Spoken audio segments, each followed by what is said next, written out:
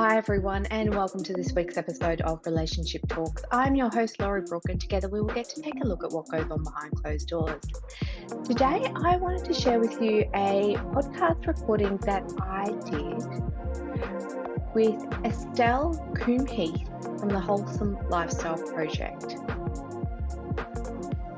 I was able to sit down with Stel, and I've known Stel for a few years now, and have a great chat with her about the impacts of our emotions and this time of year can have on relationships, and how we can often create such overwhelm and stress and burden within our life. And sit back, enjoy, and I'd love to hear your feedback on my chat with Stel Coombe-Heath from the Wholesome Lifestyle Project.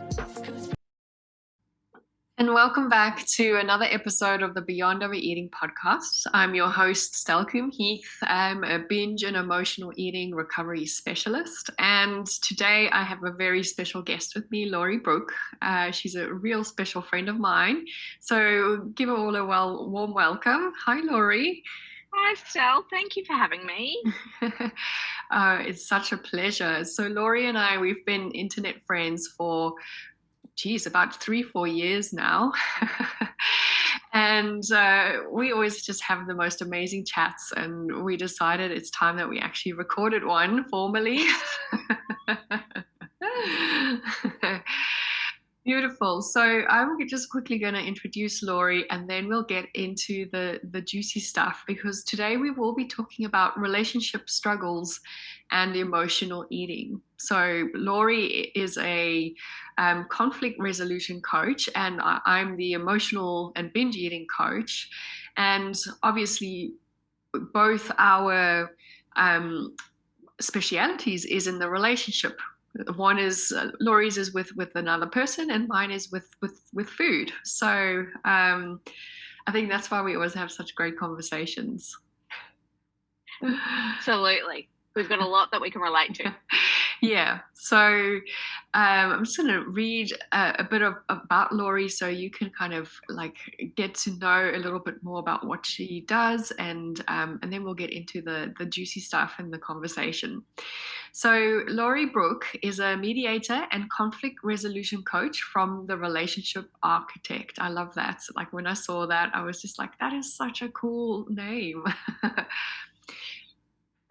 Laurie's speciality is helping people with conflict resolution before they separate. With over 15 years experience in the family law industry, Laurie helps remove the shame and embarrassment that can come with relationship conflict and a relationship breakdown. Instead, Laurie provides a private, safe, and comfortable space online so that people can focus on what is important to them and ultimately spend less, or either stay together or separate amicably, which is just such an amazing service. I think there's not a lot of people who try and especially in the law and legal industry, try and save the relationships. I could be wrong. There's quite a few out there who are all for let's help people to do things better. Okay, beautiful. Yeah. I'm so glad to hear. Yeah, I think it's come a long way in from what I'm used to hearing in the legal family legal space. So yeah, well, welcome, Laurie. So did you just want to quickly give us just a little bit of a background, tell us where you're from, and yeah, all the good stuff? Yeah. Well, I live in very sunny central Queensland, and have been born and bred in Queensland, in Brisbane mainly. I moved out to central Queensland with my husband and my daughter. So I've got a 9-year-old girl who is 9 going on 29 in terms of attitude. But it's great from a family perspective. I have been in the family law space now for over 15 years. And what I realised throughout my time practicing was that people are going through such an emotional roller coaster that it is unfair that we keep placing requirements and requests on them to take time out of their their already busy lives of trying to figure out how to separate, of how to start a new household all by themselves, of getting jobs, of, you know, putting roofs over heads and all of that, that we just kind of need to take some of that burden off them and really help them through, and not just give them another thing to do. Okay, yeah, that makes sense. And I love that you actually just, you know, add that extra service, because, right, I'm sure, like, you know, like I obviously haven't been through a breakup in a very long time, and my relationship was obviously, previous relationships were not marriages, but even those they're complex, and can be so emotional that you can't really think about, you know, doing the right thing. Like, we often act just like out of an emotional space, which can be damaging. Yeah, and that's where a lot of the problems come from, isn't it, Stel? Is when we act from that emotional, it's an emotional response. Yeah. It's not one that's actually given much thought, or there's no peace behind the decision. We're doing it because we feel like we need to do it. And that's just adding burden. And then that often fuels the conflict and creates more conflict. And it's just this vicious cycle that seems to be really hard to get out of. Yeah, absolutely. And, you know, emotional work is one of the big things that I work on with my clients. And that's why we are here today talking to the listeners about relationships, because I know through, you know, working one-on-one with some of my clients, a lot of relationship strain triggers emotional and binge eating. So yeah, I'm glad we're having this conversation today. Absolutely. Thank you. Mm-hmm. So Laurie, tell us, like, how did you come from mediation and then, you know, evolve into this relationship architect? Oh, it's been a long journey. I think because I started off in family law, and before I'd even stopped practicing family law, I had started another online business, and that was Our Children Australia, which is all about helping people, separated parents, communicate. So when they're in high conflict and they can't talk to each other, it gives them a place to do that. And that solved a problem that I found in the family law space. And then I went and started another business at the same time, a few years later, solving another problem for families in the family law space. And then I added mediations, because at the time, online mediations were not as popular. This was pre-COVID, and it was an area that I knew, having lived in regional Queensland, people didn't necessarily have access to a lot of mediators, or if they did, it came at a high cost for them. So trying to solve that problem. And then I took another step back and went, well, this kind of comes before relationships even break down. When we just get into that initial, I think something's wrong, I don't know what to do, how can I resolve that? And so I wanted to use the skills that I have from all of this other work and say, well, here's something that you can actually do that's meaningful, that will help you make a decision that's not an emotional decision, and help you to understand how we communicate and how relationships are created and built, and how we can maintain them if that's what you want to do. And so I kind of thought, what do I do that really encompasses all of that? And that is, you know, creating, designing, and helping people to live relationships they love, which is where the relationship architect came from. Oh, amazing. That's such a great journey. And I know you just have so much love and experience in that department. So yeah, I always love hearing the stories of your clients. Because there's always something that we can relate to, isn't there? Yeah. At the end of the day, we've all had these little difficulties. Yeah, absolutely. And conflict in a relationship, you know, that's something common. It doesn't mean that people necessarily separate, but it's two people coming together from different beliefs and different paradigms and all sorts of things. You know, there's obviously something that you might not agree with. So yeah. Amazing. So a question I didn't actually think about asking was, do you actually just work with married couples, or is it singles as well, or not singles, but people who are in relationships but they are not married? Yeah, absolutely. This work is for anyone in any relationship and any type of relationship too, Stel. So as much as I like my work focuses on people who with their intimate partner, this work can be given to people who have issues with family, with friends, with work colleagues. Like relationships or the foundation of our relationships are the same. Okay. It doesn't Yes. matter who that other person is. Okay. Beautiful. All right. And from, I'm sure because you deal with all this conflict, why do you think there's so much shame or stigma around having conflict in a relationship? I think society has a lot to answer for here, because we kind of feel all the time that we need to have things right, that Yeah. we need to have our stuff together. Yes. And if we don't have our stuff together, then we're doing something wrong. We're dropping a ball somewhere. We're not juggling all of our roles, whatever they may be, as well as we could be. And there's always somebody else out there who looks like they're doing it better than us. Yes. And so when we start to experience these difficulties, we kind of sit there and go, what's wrong with us? What am I doing wrong? Why can't I make this work? And especially if you've had multiple relationship breakdowns, and you start to sit there and you think about, that one didn't work, that one didn't work, that one didn't work. Am I the reason that everything's falling apart? And so then we get caught up in our thoughts as well. Yeah, absolutely. And I think we just talked about this earlier in our little teaser recording. But can you kind of explain what are the traps that we can fall into when we experience relationship difficulties, so that we can kind of identify them early and take action?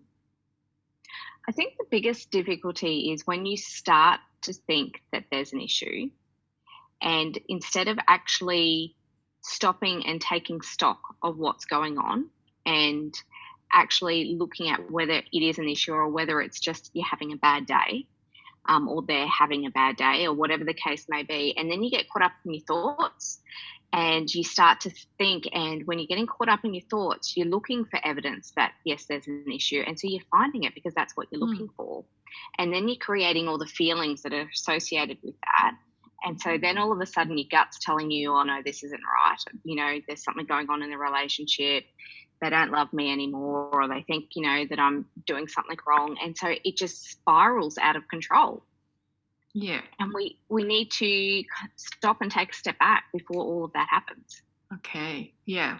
Okay. That makes sense. It's almost like we need to catch the thoughts and validate whether they are actually real. Yeah. Is there actually an issue, or is it just that somebody's having a bad day and they're a little bit grumpy? Oh my gosh. Okay. Well, how do you actually, tell if someone's just having a bad day or whether there's actually an issue? So that comes down to the foundation. So if you've got a solid foundation in your relationship and you've got the goodwill in that relationship and you've got the ability to have that communication, then that's a conversation that you can have, and you can raise that and go, hey, are you just having a bit of a bad day? Or, if they've been working long hours and they're tired, then chances are they're probably a little bit grumpy too. So how about we stop that conversation now and we'll come back to it when they're feeling a little bit refreshed. Yeah. And really being mindful of where you're at, how you're approaching that conversation. Are you coming to it from a place of the relationship's over already before I've even asked the question? Or am I coming to you from a place of curiosity and going, hey, is there anything that I can do? Is something wrong? Do you just need some space, or whatever the case may be for them? Okay, so it's actually just having that conversation early, and yeah, that makes sense. And I think so often we prefer to avoid that conversation because of the potential conflict, and this is where, emotional eating often comes in, because we try and avoid conflict, or we try and avoid emotions, it's better to just find a distraction.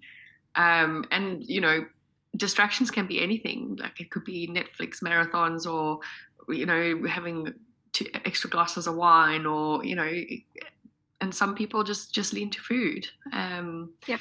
So, and I think this is really valid. We need to support ourselves by realizing, oh, okay, here's my habit. I want to go back to you know, eating, distraction.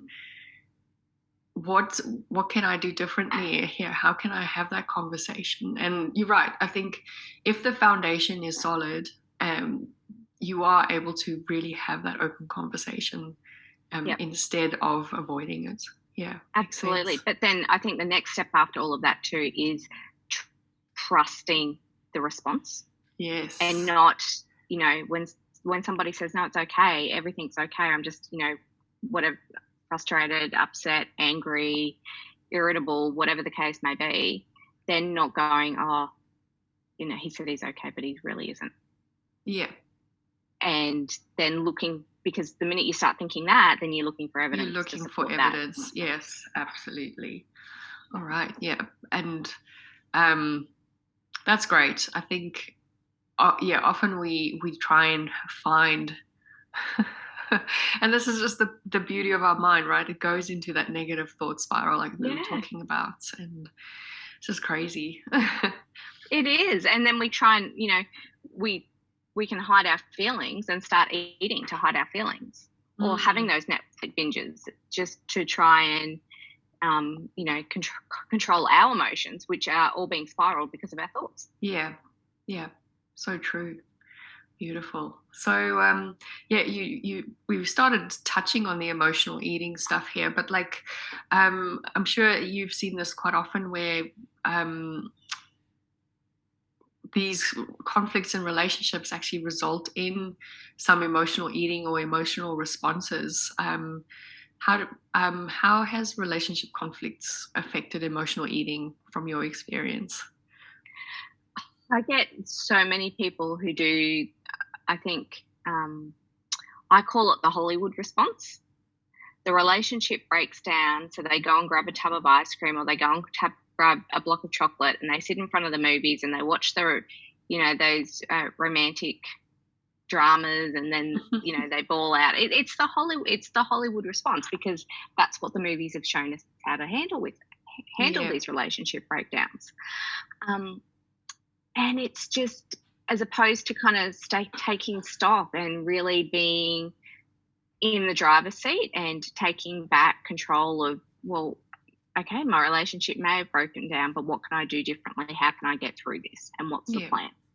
Okay. Yeah. And I'm just going to add on to that, because I obviously see the thought patterns here as well. Is, well, there's conflict in the relationship, which means there's something wrong with me, so I need to fix my body. And often the emotional eating is as a result of restrictive dieting and, you know, obsession with weight and body size as well. You know, like we immediately find fault in our bodies, and you know, that kind of triggers emotional eating eventually, or binge eating, because of the way we obsess then about how we look, and that's not good for a relationship either.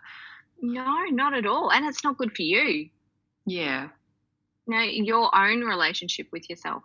Yeah, absolutely. So I think what's really important, what we're finding out here, is that, you know, conflict in a relationship is got nothing to do with your body and your appearance.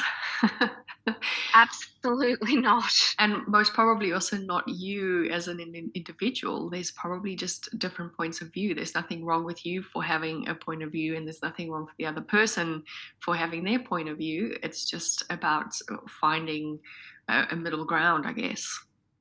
Yeah, and understanding that we are two separate people. You know, we're always going to experience and see events differently, and that's okay. You know, just because we're having the same conversation, what I take away from this conversation and what you take away from this conversation are most likely two very different things. Yeah. But that's normal. Yeah.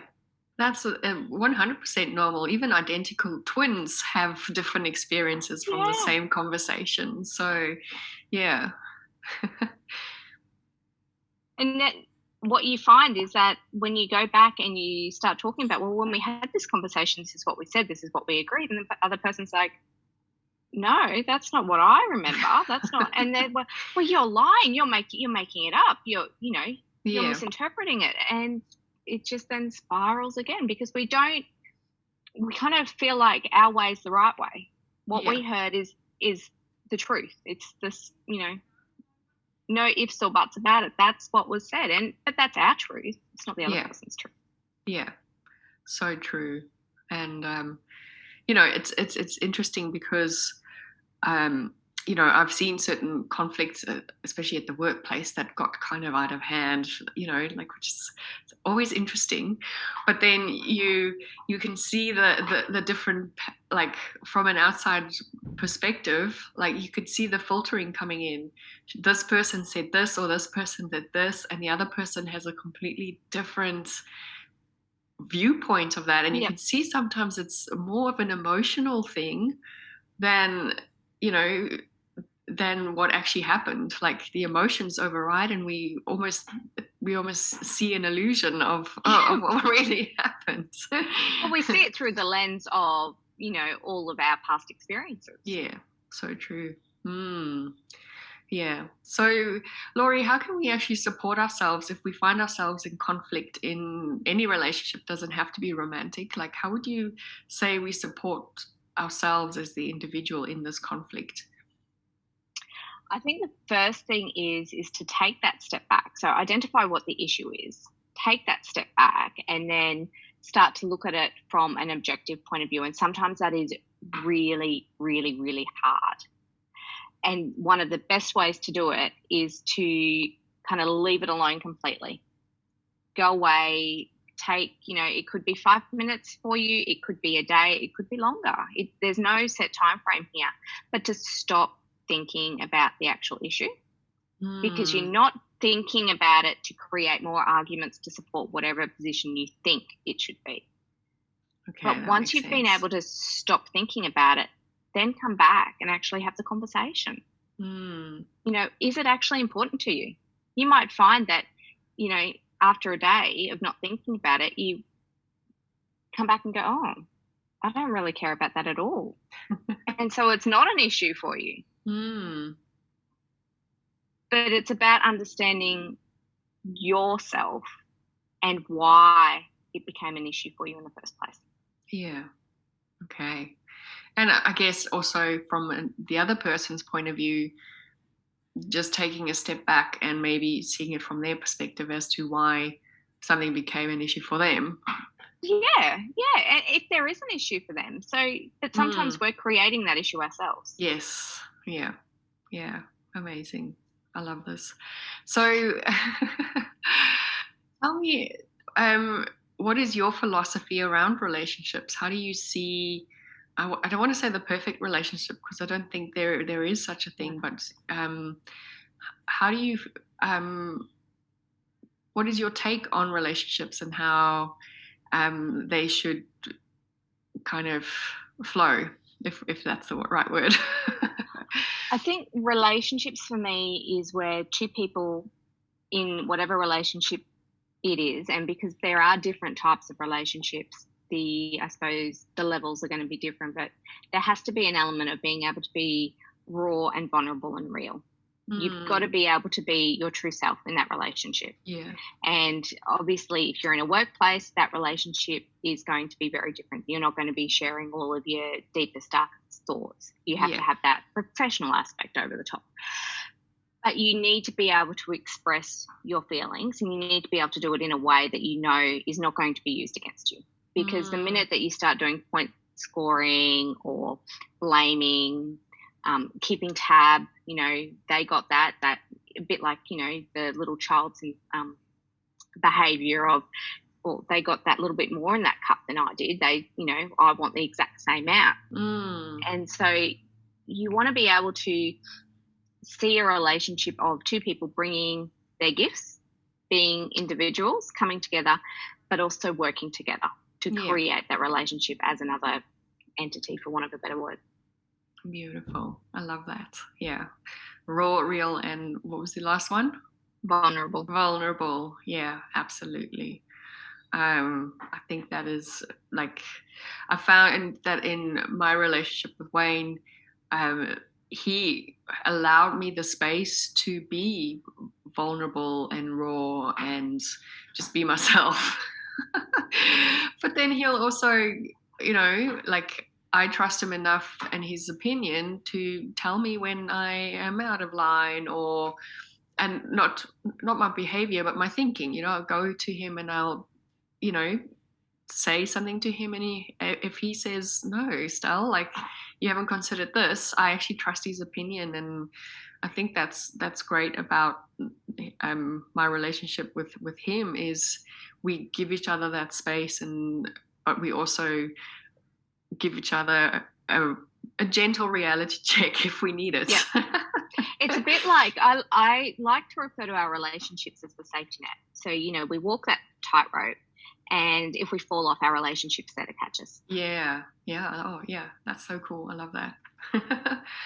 Amazing.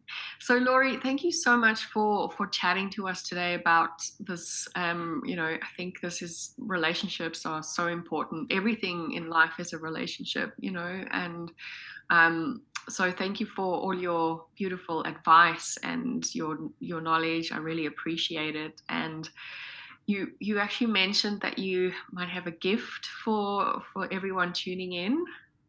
Yeah, so for everyone tuning in, they can get an access to the first module of my online Improving Your Relationship course. Oh, wow. So I'll give you the link for that. Thank you so much. That is so amazing. What a beautiful gift. Thank you. Very welcome. Thank you. And tell me, so I ask every single guest this question, but what is one way in which you like to appreciate your body? For me, it's regular massages. Oh my gosh, I like to take care of myself.